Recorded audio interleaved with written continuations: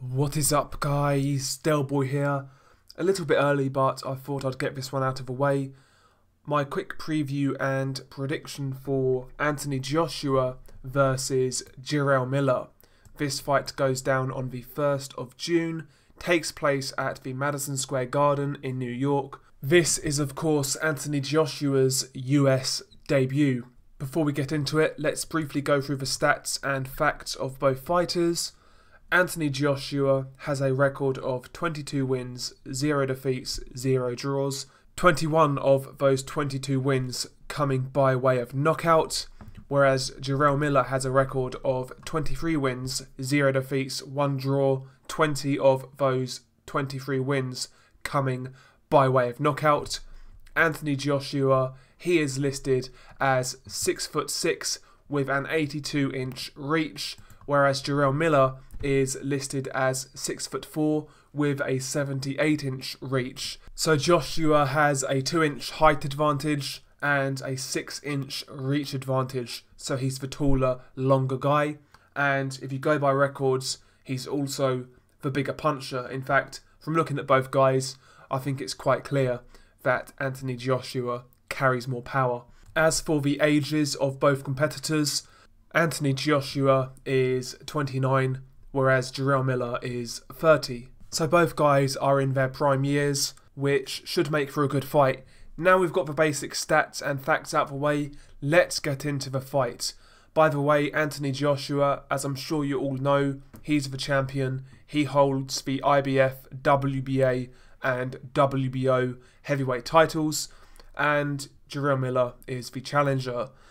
Stylistically, I think this fight favours Anthony Joshua, to be honest.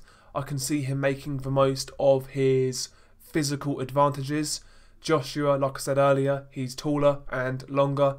I could see Anthony Joshua boxing more behind the jab in this fight, taking advantage of Jarrell Miller's lapse defense when it comes to defending straight punches. I've seen Jarrell Miller in numerous fights get hit with a lot of jabs. You go back to the Marius Wack fight, the Duhaupas fight, and even the Gerald Washington fight. The jab was a punch that was always landing on Jarrell Miller.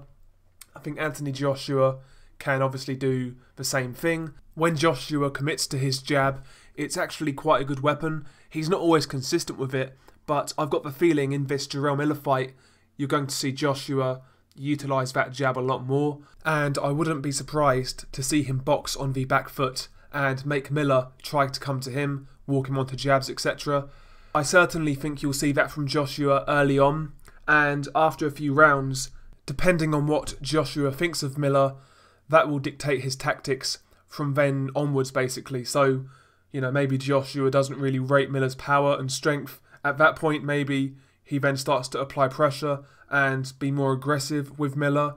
Or on the flip side, maybe he would realise that Miller is actually really physically strong, maybe a bit too strong up close, so he'll be content to box move and try to outpoint Jarrell Miller and maybe walk him onto big right hands. So I'd certainly believe you'll see Joshua a lot more active with his jab in this fight. I think it makes sense. I've seen Miller struggle with straight punches, like I've said, defensively against those shots. He's there to be hit. Not only the jab, but that long right hand as well. So, you know, Joshua's jab and his long right hand, I expect that to be in play in this fight. And also, if Miller does close the gap, expect Joshua to, you know, shorten up his punches. He's got a lovely short right hand. You know, if Miller gets too reckless, I can see Joshua countering him quite effectively because Miller's defense just isn't up to par. I cannot state that enough. I'm not really impressed with Miller's defense at all.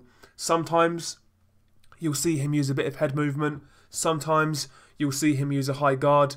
But to me, Jarrell Miller just doesn't take care of his defense on a consistent basis, you know, and I believe he'll leave far too many holes for a guy like Anthony Joshua, a guy with good timing, good speed and good power. I wouldn't be surprised to see Jarrell Miller get lit up in this fight.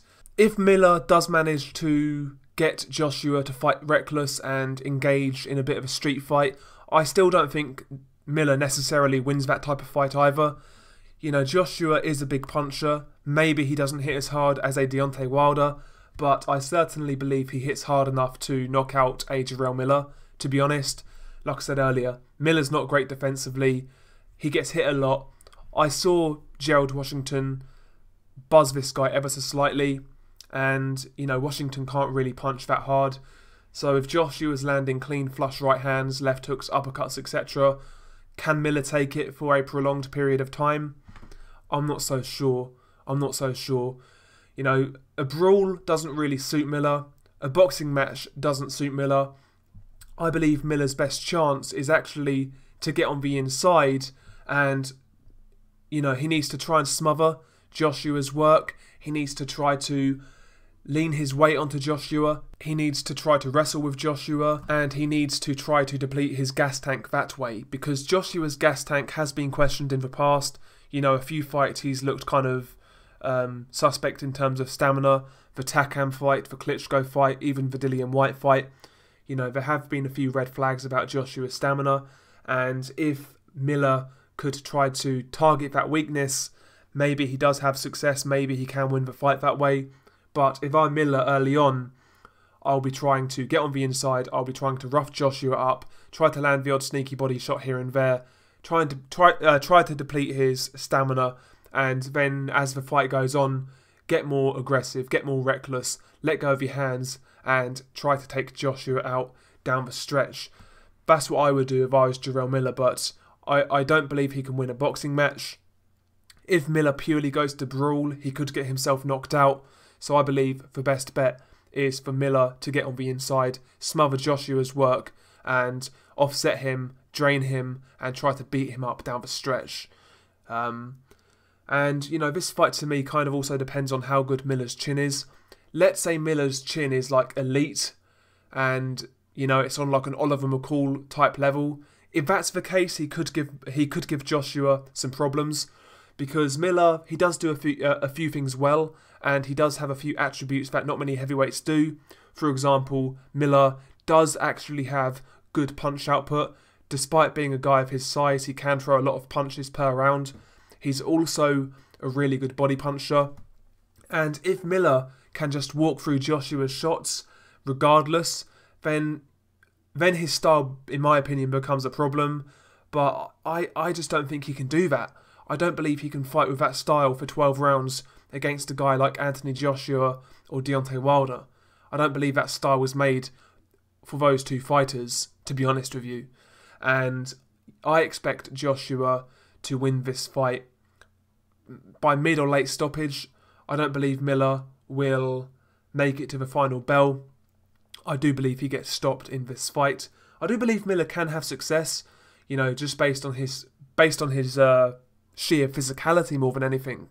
But Joshua, he's levels above in terms of skills and talents, better boxer, better boxing IQ, good counter-puncher, etc. He really should have enough to beat a guy like Jarrell Miller. But it is the heavyweight division, so you never know. One more attribute, actually, about Jarrell Miller that I do rate is his foot speed. Now, Miller is a big lump. He's a really big guy, carries a lot of weight. But one thing I've noticed about Jarrell Miller, he doesn't have like super quick feet or anything like that, but for a guy of his size, he has got nimble enough feet. You know, he's no Marius Wack. He's no Alexander Ustinov.